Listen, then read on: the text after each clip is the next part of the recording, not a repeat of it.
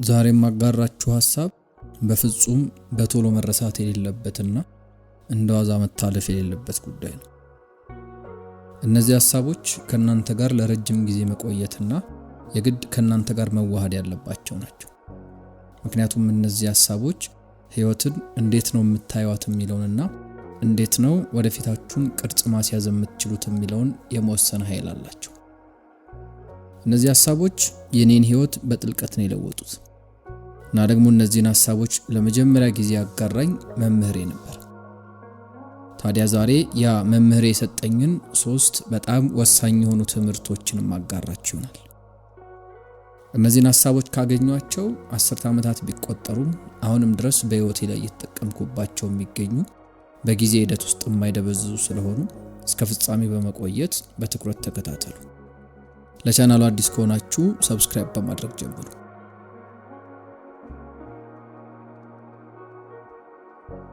ያ ያልኳችሁን መምህሬን መጀመሪያ ላይ ታገኘው የ25 ዓመት ወጣት ነበርኩ።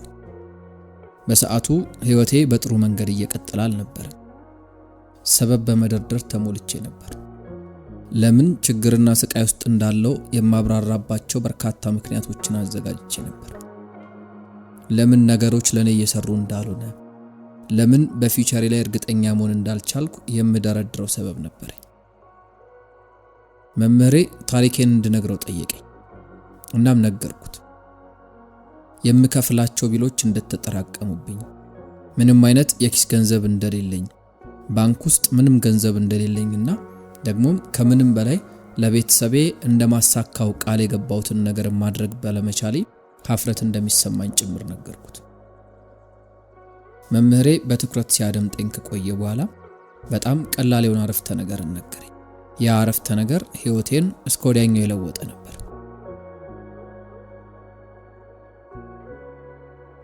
ምን አለኝ መሰላችሁ? ፊውቸር እንዲለወጥ የምትፈልግ ከሆነ መጀመሪያ የግድ አንተ መለወጥ አለብህ አለኝ። ከዛ ደግሞ ሲያብራራልኝ የማልለወጥ ከሆነ ቀጣዮቹ የህይወቴ 6 ዓመታት ካለፉት 6 ዓመታት ጋር ተመሳሳይ የስቃይና የትግል እንደሚሆኑ ነገረኝ። በፋይናንስ ጉዳይ ሰቃይ ነበር። ቃሌን አልጠብቅም ነበር። እንዲሁም አንድ ቦታ ተጣብቄ ይቀር ነበር። ከዛ ግን አንድ ነገርን ቃል ገባልኝ። ያም ደግሞ በፍጹም የማልረሳውና በአመታት ውስጥም ለሚሊዮኖች ያጋራሁት ሐሳብ። ምን አለ መሰላችሁ? ከተለወጥ ሁሉም ነገር ይለወጥልሃል። የተሻለ ሰው ከሆንክ ሁሉም ነገር ላንተ የተሻለ ይሆናል ነበር ያለኝ። ያ መልእክት በጣም ግልጽና ኃያል የሆነ መልእክት ነበር። ፍልስፍናዬን መለወጥ ልማዶችን እንደሚለውጥልኝ አስረድቶኛል። አስተሳሰቤን መለወጥና ማሻሻል ተግባርና እርምጃን ይለውጣል። አዳዲስ ዲሲፕሊኖችን መቀበል እንዲሁም ደግሞ የድሮ መስመሮችን መልቀቅ አዲስና የተሻለ ፊውቸርን የምታገኙበትን በር ይከፍትላችኋል። እሱ እንዳለኝ ከሆነ በህይወቴ ውስጥ በጣም አስደናቂ የሆነ ነገር ይከሰታል። ነገር ግን ያ የሚሆነው ራሴን ለመለወጥ ፍቃደኛና ቁርጠኛ ከሆንኩ ብቻ ነው። እስከዛች ቅጽበት ድረስ በነበረኝ ህይወት በዙሪያ ያሉ ነገሮች እንዲለወጡ የምጠብቅ ሰው ነበርኩ። እሱን ከማግኘቴ በፊት ኢኮኖሚው ይሻሻል ብዬ ተስፋ አድርግ ነበር። መንግስት የተሻለ ውሳኔን ቢወስንል ነበር። አለቃዬ የተሻለ ክፍያም ቢከፍለኝ፣ ደሞዝ ቢጨምርልኝ እያልኩ አስብ ነበር። የእቃዎች ዋጋ ቢቀንስና ሁኔታዎችን ቢሻሻሉ ብዬ አስብ ነበር። ነገር ግን ያልተረዳሁት ነገር እነዛ ኃይሎች ልክ እንደ ነፋስ ነበሩ።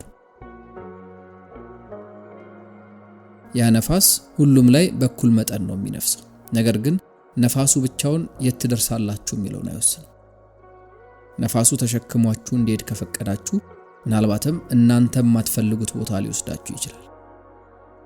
መምህሬ እንዳስተማረኝ ከሆነ እዚህ ጋር ቁልፉ ነገር የተሻለ ነፋስ እንዲመጣ ለመመኘት ነው። ይሄ የዋህ የሆነ አስተሳሰብ ነው። ፖለቲካ ነው የሚሆነው። ኢኮኖሚም ቢሆን አንዴ ከፍ አንዴ ዝቅ ይላል። ሁኔታዎች ሁሌም ይለዋወጣሉ። እርግጠኛ መሆን አይቻልም። እዚህ ጋር ወሳኙ ቁልፍ ነገር እንዴት ነው የተሻለ መስመርን ማስመር የምትችሉት የሚለው ነው።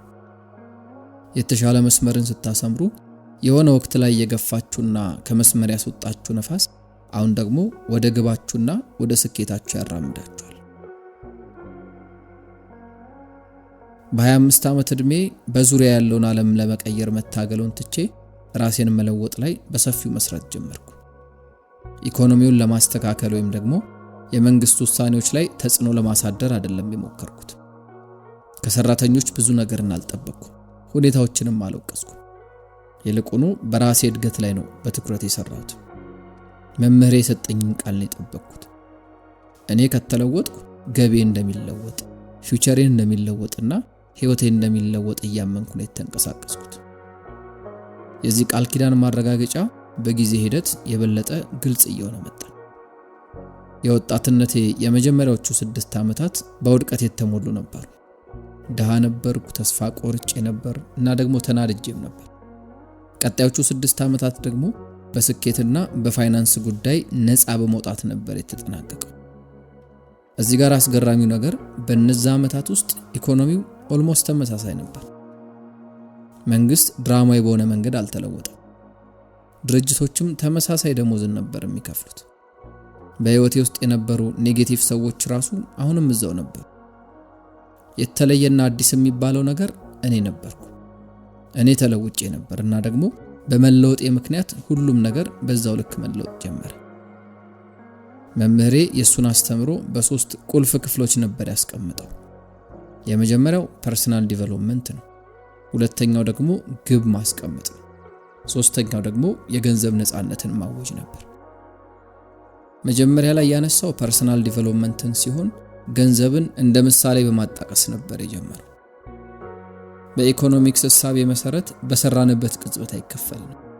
የሚከፈለን በገበያው ላይ ተጽዕኖ ስናመጣ ነው። ጊዜ ብቻውን ገበያ አያመጣም፣ ነገር ግን ዋጋ ወይም ደግሞ ቫልዩ የምንለው ነገር ነው ገቢን የሚያመጣው። ይሄ ደግሞ አንድ ወሳኝ ጥያቄን እንድናነሳ ያስገድደናል። እሱም ደግሞ እጥፍ ዋጋ ኖሮን እጥፍ ገቢን ማግኘት እንችላለን ወይ የሚል ነው። መልሱ ቀላል ነው፣ አዎ የሚል። ሁሉም ሰው እንደ ሰው እኩል ዋጋ ቢይዝም ሁሉም ሰው ወደ ገበያው ተመሳሳይ ዋጋን ያመጣል ማለት አይደለም።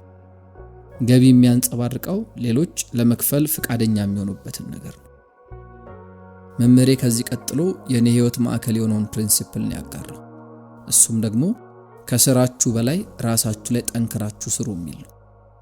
የተሻሉ ሁኔታዎችን ተስፋ ከማድረግ ይልቅ ክህሎቶቼን፣ ቋንቋዬን፣ አስተሳሰቤንና ችሎታዬን ማሻሻል ጀመርኩ። እያደግኩ ስመጣ የበለጠ እድሎችን መሳብ ጀመርኩ።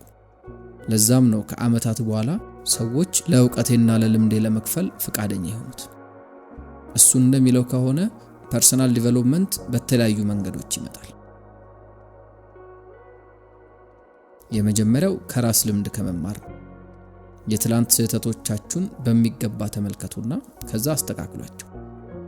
ያለፈው ዓመት እንዴት ነበር የሚለውን በደንብ ገምግሙና ቀጣዩ ዓመት እንዴት የተሻለ ነገር መስራት ይቻላል የሚለውን ወስኑ። የሆነ ጊዜ መምህሬ አድርግ የነበረውን ነገር አሁንም ማድረግ ከቀጠልኩ አገኝ የነበረውን ውጤት እንደማገኝና ለውጥ የግድ አስፈላጊ እንደሆነ ነግሮኛል። ሁለተኛው የማደጊያ መንገድ ደግሞ ከሌሎች ሰዎች ልምድ በመማር ነው። ይሄ እንግዲህ ከስህተትም ከስኬትም መማርን ያካትታል። ውድቀት ትምህርት ሲሰጣችሁ ያ ትምህርት ዋጋ አለው።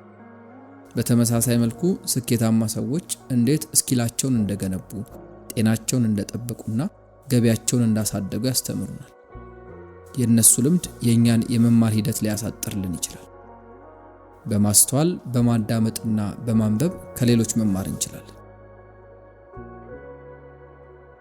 ስኬታማ ሰዎች እንዴት እንደሚኖሩና እንደሚሰሩ መመልከት የነሱን ዲሲፕሊን ይገልጥልናል።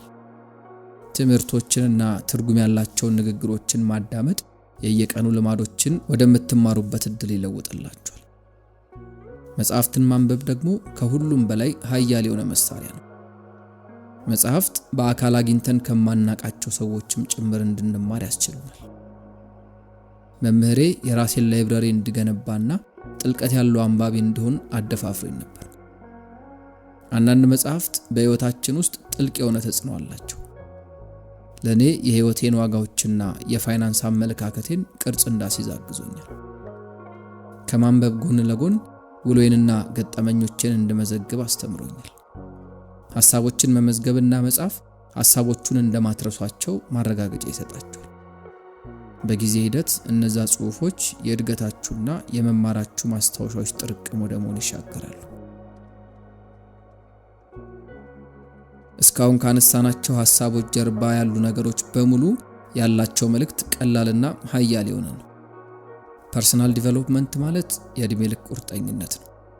በራሳችሁ ላይ ኢንቨስት ስታደርጉ ህይወታችሁ ከዚህ ቀደም አስባችሁ በማታውቁትና ባልጠበቃችሁት መንገድ ይለወጣል። የኢኮኖሚ ሂደቶች፣ የተሻሉ ሪሌሽኖችና ጠንካራ የሆነ የዓላማ ስሜት የግል እድገትን የሚከተሉ ነገሮች ናቸው። ለመለወጥ ፈቃደኛ ከሆናችሁ ሁሉም ነገር በህይወታችሁ ውስጥ ይለወጥላችኋል። ይሄ ሲሆን ታዲያ በወራት ውስጥ ወይም ደግሞ በአመት ውስጥ የምታስመዘግቡት ለውጥና የምታሳዩት ሂደት በጣም ነው የሚያስደንቃችሁ። ፍልስፍናን መለወጥ ልማዶችን እንድትለውጡ ያግዛችኋል። አስተሳሰብን መለወጥና ማሻሻል ተግባርና እርምጃችሁን ይለውጣል። አዳዲስ ዲሲፕሊኖችን መቀበል እንዲሁም ደግሞ የድሮ መስመሮችን መልቀቅ አዲስና የተሻለ ፊውቸርን የምታገኙበትን በር ይከፍትላችኋል። ያ መምህሬ እንዳለኝ ከሆነ በህይወታችን ውስጥ በጣም አስደናቂ የሆነ ነገር ይከሰታል። ነገር ግን ያ የሚሆነው ራሳችንን ለመለወጥ ፈቃደኛና ቁርጠኛ ከሆነን ብቻ ነው። እስከዛች ቅጽበት በሚኖረን ህይወት በዙሪያችን ያሉ ነገሮች እንዲለወጡ የምንጠብቅ ሰዎች ነው የምንሆነው። ያላችሁበት ኢኮኖሚ ቢሻሻል ብሎ ተስፋ ማድረግ፣ መንግስት ሌላ ውሳኔን ቢወስን እያሉ መብሰልሰል፣ አለቃችሁ የተሻለ ክፍያን እንዲከፍላችሁ ደሞዝ እንዲጨምርላችሁ እያሉ ማሰብ፣ የእቃዎች ዋጋ ቢቀንስና ሁኔታዎች ቢሻሻሉ እያሉ በቢሆን ዓለም ውስጥ መብሰልሰል ነው ትርፉ። ራሳችሁ ላይ በጥልቀት በመስራት ያለማቋረጥ በትጋት በመማርና የተማራችሁትን ደግሞ በሚገባ በህይወታችሁ ውስጥ በመተግበር ትርጉም ያለው ስኬታማ የሆነና በጥልቀት ሙሉ የሆነ ህይወትን መገንባት ትችላላችሁ። የዛሬው መልእክት ያቀርብኩላችሁ ጂም ሮን ነበርኩ። እስከ ፍጻሜ በመቆየት ስላደመጣችሁኝ እጅግ አድርጌ አመሰግናለሁ።